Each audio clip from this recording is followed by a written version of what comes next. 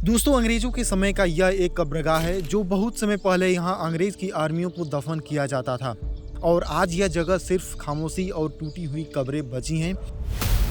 कहते हैं यहाँ हर दफन कब्र के पीछे एक कहानी छुपी है। तो चलिए आपको लेकर चलते हैं उस मिस्टीरियस और फॉरगेटिंग जगह पर जहाँ हर एक पत्थर अपने अंदर कहानी छुपाए हुए बैठा है।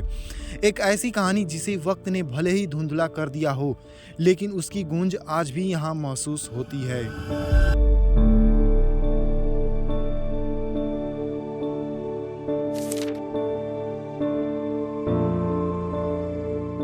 गाइस, यही वो जगह है जहाँ कभी इतिहास जिंदा था और आज सिर्फ उसके निशान बाकी हैं। कहीं टूटी हुई दीवारें तो कहीं चारों तरफ सन्नाटा छाया हुआ है।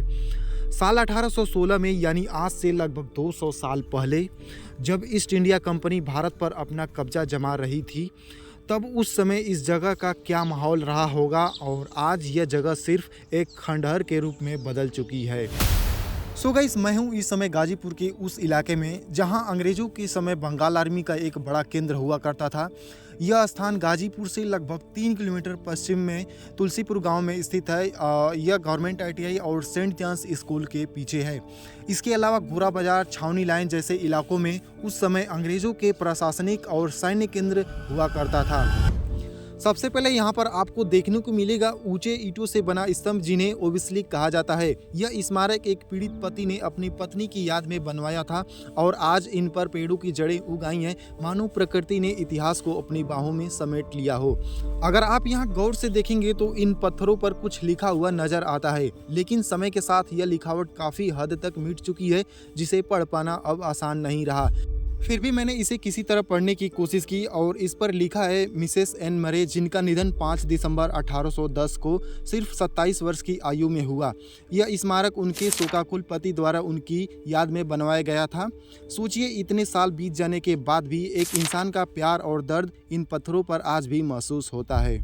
तो गाइस, अब चलते हैं थोड़ा और आगे और देखते हैं कि इस जगह पर और क्या क्या छुपा है। आइए एक एक जगह को ध्यान से एक्सप्लोर करते हैं और समझते हैं कि आखिर यहाँ क्या क्या देखने को मिलता है। यहाँ कई लोगों के लिए अलग अलग समाधियाँ बनाई गई थी, लेकिन समय के साथ उनमें से ज़्यादातर नष्ट हो चुकी हैं। अब केवल कुछ ही संरचनाएं बची हैं, जिनमें से यह एक है जिस पर पत्थर पर शिलालेख आज भी देखा जा सकता है। जैसे captain RH Buchanan, 2nd battalion 24th regiment native infantry. इनकी मृत्यु 10 मई 1816 को हुई थी और उस समय इनकी उम्र सिर्फ 32 वर्ष थी। 24th रेजिमेंट नेटिव इन्फेंट्री का मतलब है ब्रिटिश काल की 24वीं भारतीय पैदल सेना की टुकड़ी, जिनमें सैनिक तो भारतीय होते थे, लेकिन उनका नेतृत्व अंग्रेज अधिकारी करते थे। यह रेजिमेंट ईस्ट इंडिया कंपनी की बंगाल आर्मी का हिस्सा थी। उस समय भारत में ब्रिटिश विस्तार का दौर चल रहा था। अक्सर उस समय यूरोपीय अधिकारियों की मृत्यु युद्ध में नहीं, बल्कि हैजा, मलेरिया जैसी बीमारियों के कारण हो जाती थी। यह स्मारक उनके साथी अधिकारियों द्वारा उनके प्रति सम्मान और श्रद्धा व्यक्त करने के लिए बनवाया गया था, जो दर्शाता है कि वे अपने यूनिट में काफ़ी सम्मानित और लोकप्रिय थे।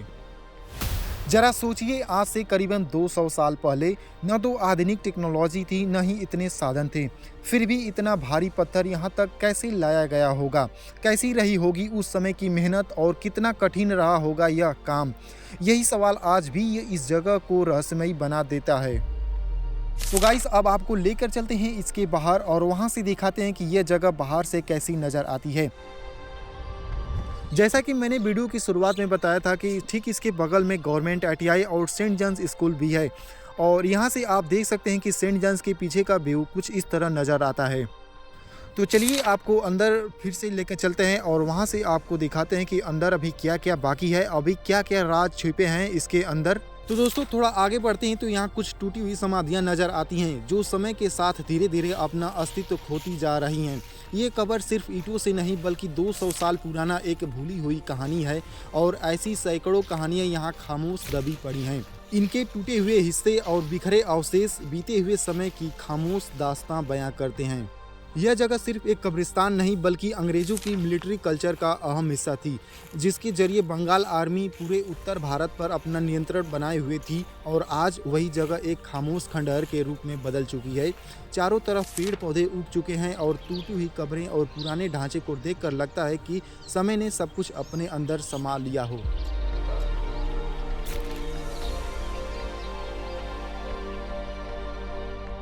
ये ब्रिटिश युग की एक कब्र की चार दीवारी है जो अब खंडहर बन चुकी है और कब्रिस्तान के भीतर एक पुराने दफन स्थल को चिन्हित करती है। आज यहाँ दीवारें गिर रही हैं, ईंटें बिखर चुकी हैं और प्रशासन के अनदेखी के कारण यह ऐतिहासिक विरासत धीरे धीरे मिटती जा रही है। फिर भी यहाँ आकर एक अलग ही एहसास होता है, जैसे अतीत आज भी कहीं न कहीं जिंदा हो। ये दीवारें भले ही टूट रही हैं, लेकिन इनकी कहानियाँ आज भी जिंदा है। थोड़ा आगे बढ़ने पर आपको यहाँ पर कुछ ऐसे पत्थर दिखाई देते हैं जिनमें से एक फ्रेंच भाषा में कुछ शब्द लिखे हुए नजर आते हैं, जैसे जुल्स और चार्लेट। जुल्स डी मोमेट का जन्म 6 अगस्त 1827 और मृत्यु 15 फरवरी 1828 और चार्लेट डी मोमेट का जन्म 10 अगस्त 1829 और मृत्यु 10 जून 1830। सोचिए, सिर्फ 6 महीने और 10 महीने की जिंदगी के लिए समाधियां बना दी गई। यह हमें उस दौर की भावनाओं का एहसास कराता है कि लोग अपने प्रियजनों, यहाँ तक कि अपने छोटे बच्चों की याद में भी ऐसी समाधियाँ बनवाते थे। यह सिर्फ पत्थर नहीं बल्कि उन यादों और भावनाओं की निशानी है जो आज भी यहाँ खामोशी में जिंदा है। न कोई बचपन, न कोई यादें, लेकिन उनके माता पिता के लिए वो पूरी दुनिया थी। तभी तो इतनी छोटी उम्र में भी उनके लिए ये स्मारक बनवाए गए। तो दोस्तों, इन पत्थरों पर लिखे शिलालेख के द्वारा उनके बारे में तो पता चल गया, लेकिन उन कब्रों का क्या जिनके बारे में कुछ पता ही नहीं चल पाया। न जाने ऐसी कितनी कब्रें यहाँ खामोश पड़ी होंगी जिनकी कहानियाँ वक्त के साथ कहीं खो चुकी है। दोस्तों, अगर आपको भी ऐसी हिडन हिस्टोरिकल प्लेस एक्सप्लोर करना पसंद है तो यह जगह आपके लिए बिल्कुल परफेक्ट है। अगर आप यहां आने का सोच रहे हैं तो उसके लिए मैं इस जगह का लोकेशन का लिंक मैं डिस्क्रिप्शन में दे दूंगा, जिसके ज़रिए आप यहां आसानी से आ सकते हैं। तो दोस्तों, यह थी हमारे गांव के पास की एक भूली हुई अंग्रेज़ों की कब्रगाह, जो आज भी अपने अंदर इतिहास छुपाए हुए है। लेकिन सवाल यह है कि इतिहास सिर्फ किताबों में ही क्यों रह जाए। ऐसी ही छुपी हुई और अनकही कहानियों की जानने के लिए चैनल को ज़रूर सब्सक्राइब करें, क्योंकि अगली बार हम फिर लेकर आएंगे एक ऐसी ही रहस्यमयी जगह